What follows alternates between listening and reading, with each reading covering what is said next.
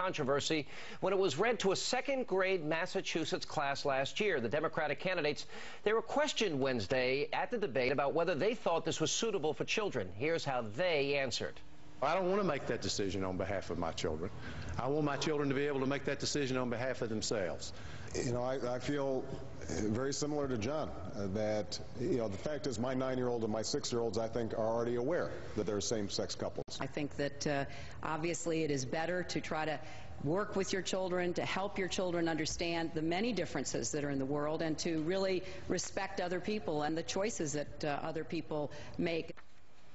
Joining us now is Newsday columnist Hannity and radio talk show host Sandy Rios, both Fox News contributors. All right, before you give me your long answer, I want to ask you a few short questions, okay? So sure. Play ball with me here. I'll do my best. All right, you consider yourself you're a liberal. I'm an open-minded guy, sure. You're pro-choice on the issue of abortion, right? I am indeed, yes. All right, now let me ask you, do you think it's wrong to have prayer in school? A public school? Yeah. Yes. One nation under God and the pledge at school? Prohibits it. First Amendment of the Constitution prohibits it. One nation under God and the pledge at school? States should not be in the religion business. That should be in our private lives. How about the pledge? One nation. I say this as a good Catholic kid, by the way. Pledge one nation under God. Well, I wish that word were in there, but I don't have a problem with it. You wish the word God wasn't in there. You know what? You don't want the state to be in the religion business any more than you want the religion to be in the state business. Here's the thing. You agree with all that, by the way, don't you? No, I do not. But here's not a single word. Here's First Amendment either, I guess. Based on this, for a second. Look, if you don't want those values in the classroom, how do you explain and justify the idea that you're going to have a fairy tale about two gay princesses that contradicts the values that parents are teaching kids on this controversial issue in school? Hang on. Well, let me try and answer. To second graders. The Constitution does not ban the teaching of princes in school. It bans the teaching of religion in school. The reality of kids' lives today, and you got to do it in an age-appropriate manner, but the reality is that these kids are going to live in a world with a whole lot of different people. And if we have a fairy tale that will teach them to understand, and what's the words Hillary used, to support and be open to? Let me explain what you're missing. I'm definitely for that. There are a lot of parents like Sean Hannity that have deeply held religious beliefs and convictions. Right. Those values contradict the values we are instilling at home. And here's what you, let me finish my point. Okay. You as a pro-choice liberal, what you want to do is you want to be able to contradict those values in a government school. Meanwhile, while you force the values of conservatives out of the school. No, that is an inconsistent position. We are not talking about religion here. We are talking about basic values of tolerance, and all kids of all religions. I'm very happy to hear that Sean agrees with Hillary Clinton, who said the parents should be the ones to decide. That's right. Shouldn't be in school. Shouldn't be in school with Hillary Clinton. So Sean is moving on to Hillary's camp now. But let me go to Sandy Rios. And Sandy, we're going to talk about values. Values they're teaching are tolerance, acceptance, the fact that there are different kinds of families. There's not just one kind of family. These children interact with all different kinds of families, kids from all different kinds of families. Those are the values that are being taught here. What's the problem with that?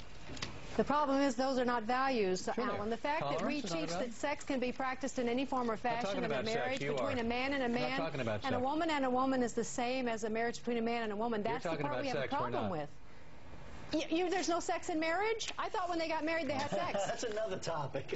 We can talk about that some other time. Depends who you're married to. You know, the nut of this situation, to use that term. No, we're talking about... The problem is parental rights. Sandy, we're talking about different kinds of families, and the fact that not every family is a mommy and a daddy and 2.2 kids. And let me just finish and give you a chance to respond. Just because you wear a tutu doesn't make you a ballerina. I understand. Just because you're two men and decide you want to be married doesn't mean that you are. Marriage is between a man and a woman. Sandy, I keep hearing the word values being thrown out, and values have to do with, let me just finish and give you a chance to respond, have to do with acceptance, and that you're teaching kids to be tolerant and accept people who may have a slightly different lifestyle than you, people who are different. That's what values really is. You know what, Alan? The problem is not tolerance. The problem is acceptance. And they are propagandizing, indoctrinating our children to believe that homosexual...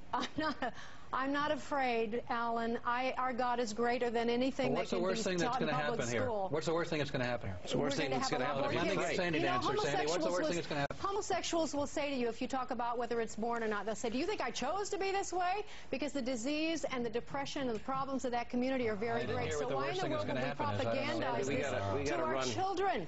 I think I have the consensus. Be princely, okay? Follow the book. We will let Alan and Ellis follow the book and teach their kids whatever they want to teach them. You liberals raise your kids your way, but give us the choice to raise our kids our way. What the worst thing is going to happen? What's the worst thing if you pray?